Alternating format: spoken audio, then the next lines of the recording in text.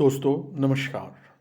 पिछले कुछ दिन से बांग्लादेश में मालदीव्स की तरह एंटी इंडिया प्रोपेगेंडा ऑपोजिशन ने शुरू किया है। मालदीव्स में तो चाइनीज़ पैसे के साथ ऑपोजिशन इस प्रोपेगेंडे में कामयाब हुई, लेकिन बांग्लादेश में जो बांग्लादेशी प्राइम मिनिस्टर हैं शेख हसीना, उसने ऑपोजिशन को हाथों हाथ लिया है।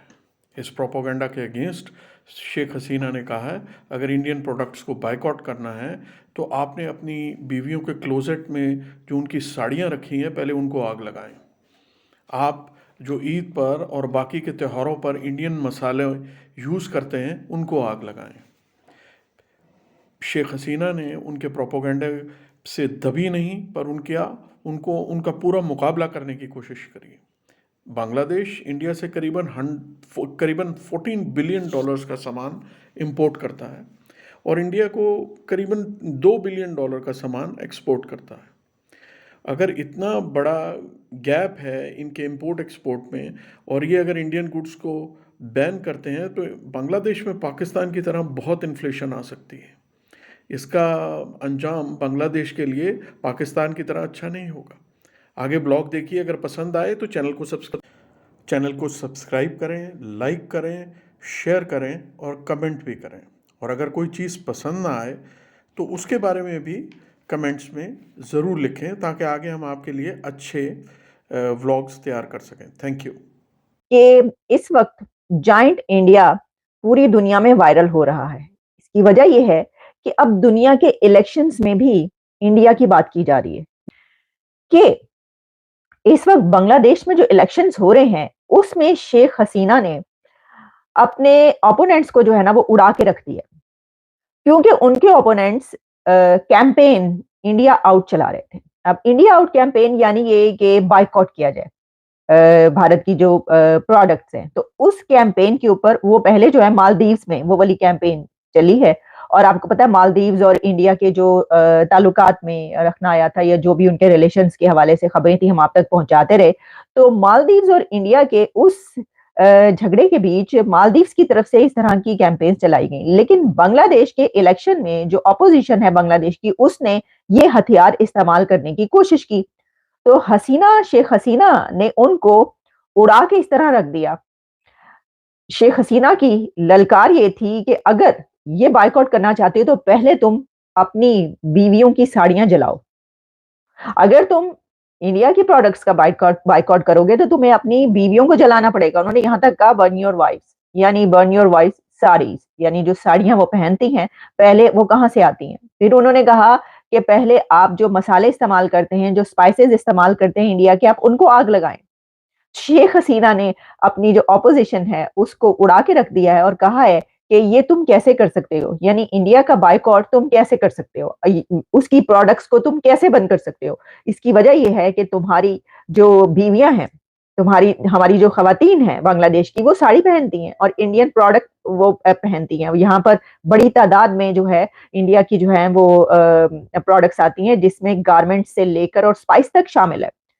तो ये एक चूरन बेचा जा रहा है वहां पे भी। तो ऐसा है कि जो एक्सपोर्ट्स हैं जो कि इंडिया से जाती हैं बांग्लादेश, 14 बिलियन डॉलर्स है जी। तो इंडिया जो वो है बांग्लादेश है वो सिर्फ 2 बिलियन की करता है। तो जब इतने बड़ा जो है यानी 14 बिलियन जो है वो कम अमाउंट नहीं है, तो इंडिया की बहुत बड़ा जो एक्सपोर्ट है वो जाता है बांग्लादेश। और मतलब यानी उन्होंने एक तरीके से शेख हसीना ने अपने ओपोनेंट्स को ये कहा कि भाई ये चूरन बेच रहे हैं आप, ये इस तरह छोड़िए, ये वाली बातें नहीं चलेंगी। इसकी वजह ये कि पहले अपनी बीवियों को जला दो, उनकी साड़ियों को जला दो, और फिर उसके बाद यूं करो कि जो मसाले खाते हो उनको भी जला दो, और जितना कुछ तुम इंडिया से लेते हो वो सब जला दो। तो फिर तुम ये कहो कि हाँ हम बायकॉट कर सकते हैं। तुम ये नहीं कर सकते। उनका मतलब था कि क्या ये कर सकते हो? नहीं कर सकते। तो हाल देखिए इकोनॉमी का पाकिस्तान की, इंडिया से ट्रेड नहीं करते, पाकिस्तान की इकोनॉमी का हाल देखिए। तो बांग्लादेश में जो शेख हसीना ये कह रही है वो भी शायद ये जानती है या ये सोच के कह रही हैं कि अगर बांग्लादेश में भी तुम लोगों ने वहां से इंडिया की तिजारत बंद कर दी और हमने भी ये वाला तरीका इख्तियार किया, चलो जी ऐसा है तो फिर ट्रेड बंद करते हैं, हमें नहीं चाहिए कुछ, तो हालत जो है वो IMF तक ना पहुंच जाए। हमें भी कहीं, बांग्लादेश को भी कहीं नाक ना रगड़नी पड़े IMF के सामने इंडिया की प्रोडक्ट्स के बायकॉट करने के बाद। एंटी अमेरिका बांग्लादेश के अंदर it's anti India pro India, ठीक है जनाब। और कंपेन चलाई बीएनपी ने कि जी इंडियन प्रोडक्ट्स का बैन करो, ठीक है। शेख हसीना वाजद जो हैं उन्होंने कहा है कि आप अपनी कमिटमेंट ज़रूर पूरी करें इंडियन प्रोडक्ट्स की, लेकिन अपनी जो इंडियन वो जो साड़ीज़ हैं जो उनकी बीवियां पहनती हैं उनके समेत जला दें सारा कुछ। This is what being reported है कि ये जो 7 जनवरी के इलेक्शन हुए थे उसके बाद ये एक इंडिया आउट कैंपेन चली हुई है। लेकिन अगर आपको याद हो तो मैं बहुत देर पहले आपको कहता रहा कि बांग्लादेश को भारत ने बहुत सारी पावरफुल ताकतों से बचाया है।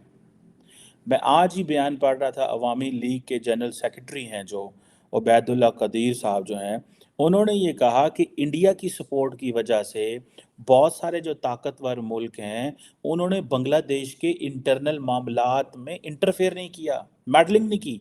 और आपको पता है मैं G20 में जब हुआ मैंने तब भी आपको कहा था कि जो शेख हसीना वाजिद और जो बाइडन के दरमियान नरेंद्र मोदी ने बर्फ को पिघलाया था, because Sheikh Hasina Wajed is in a good interest of India. So Sheikh Hasina Wajed की जो पॉलिटिक्स है that is anti Pakistan, pro India, pro Bangladesh, but she has created this divide within. सो वो कहती है ज़ियाउर रहमान भी इन्वॉल्व था, जमात इस्लामी भी इन्वॉल्व थी, हमें सिर्फ और सिर्फ इंडिया ने जो है वो बचाया है और हम इंडिया के साथ खड़े हुए हैं। This is what she's trying to project and say all the time. वो कहती है इंडियन प्रोडक्ट्स का ज़रूर बाइकआउट करें, लेकिन पहले अपनी वो जो आपकी जो इंडियन साड़ी है जो उनकी बीवियों ने पहनी है ना, जो उनकी क्लोजेट्स में पड़ी हों, उनको आग लगाएं। और इवन के इस हद तक भी बात चली कि अब जो स्पाइसेस हैं वो भी खाना बंद करो। तुम क्यों इंडियन स्पाइसेस जो खा रहे हो? मैं इस हवाले से एक रिपोर्ट देख रहा था, that was very interesting.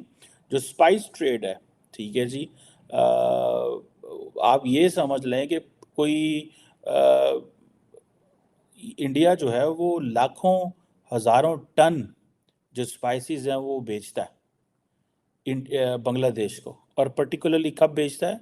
During Eid के दरमियान ये स्पाइसेस जो हैं 2022 में पता चला था, मैं एक पढ़ रहा था रिपोर्ट कि बांग्लादेश जो है 2022 में तकरीबन कोई 54 किस्म की जो स्पाइसेस हैं वो इंपोर्ट की थी। That made 50,000 tons of spices सिर्फ ईद उल अज़हा के मौके पे एवरी ईयर, ठीक है जी। और